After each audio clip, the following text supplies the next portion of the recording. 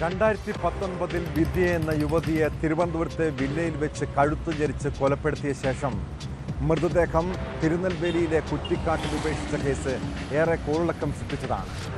കോട്ടയം സ്വദേശി പ്രേംകുമാറും കാമുകി സുനിതയും ചേർന്നാണ് ഭാര്യ വിദ്യയെ കൊലപ്പെടുത്തിയത്.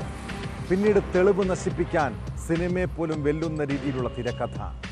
എന്നാൽ ആ കേസിൽ നിയമത്തിൻ്റെ കണ്ണുവെട്ടിച്ച് രക്ഷപ്പെടാൻ അയാൾക്ക് കഴിഞ്ഞില്ല.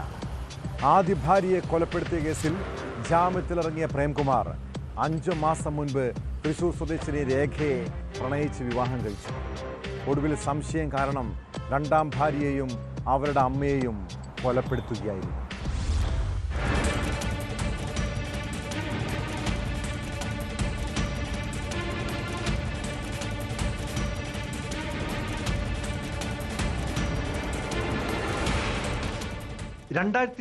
ലാണ് പ്രേംകുമാർ കാമുകിക്കൊപ്പം ചേർന്ന് ആദ്യ ഭാര്യ വിദ്യയെ കൊലപ്പെടുത്തിയത്.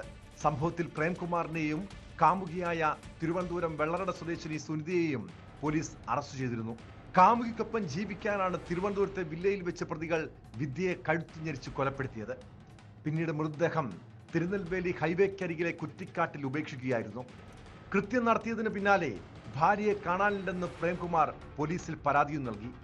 തുടർന്ന് കാമുകിയായ സുനിതയ്ക്കൊപ്പം ഉദയംപേരൂരിൽ താമസിച്ചു വരുന്നതിനിടെ പോലീസ് ഇരുവരെയും പിടികൂടിയായിരുന്നു.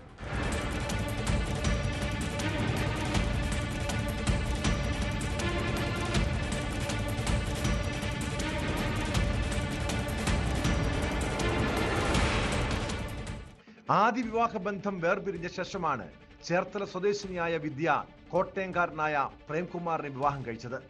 ഇതോടെ ചേർത്തലയിലെ കുടുംബവുമായി അകന്നു. തുടർന്ന് പ്രേംകുമാറിനൊപ്പം എറണാകുളം ഉദയംപേരൂരിലായിരുന്നു താമസം. ഈ ബന്ധത്തിൽ ഇവർക്ക് ഒരു മകനുണ്ട്.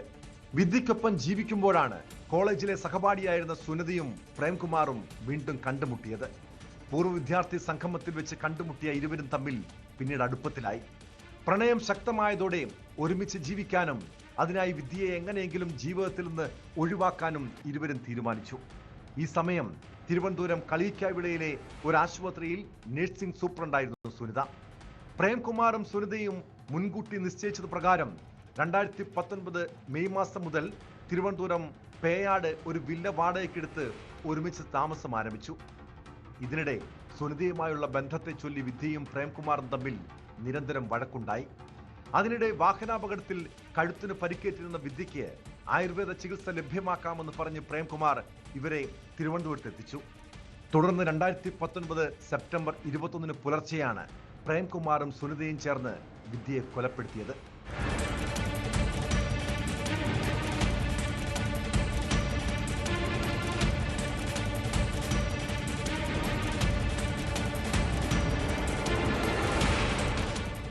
കൊലപാതകത്തിന് ശേഷം പ്രേംകുമാറും സുനിതയും വിദ്യയുടെ മൃതദേഹവുമായി കാറിൽ തിരുനെൽവേലി ഭാഗത്തേക്കാണ് പോയത്.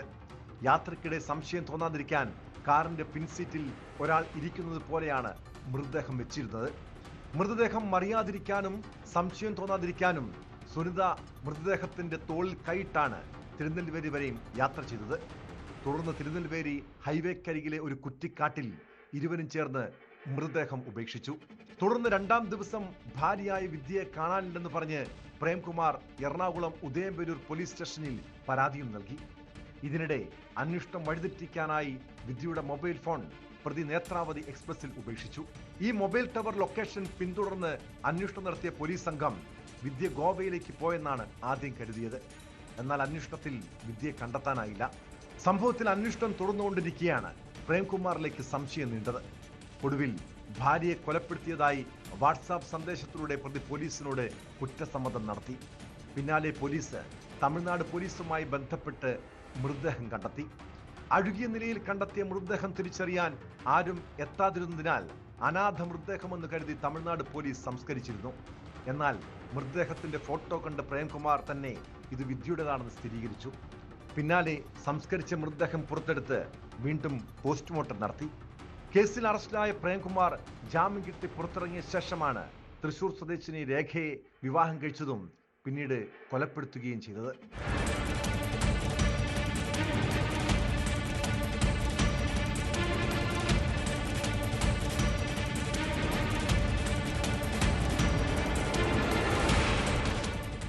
ന്യൂസ് 18 തൃശൂർ.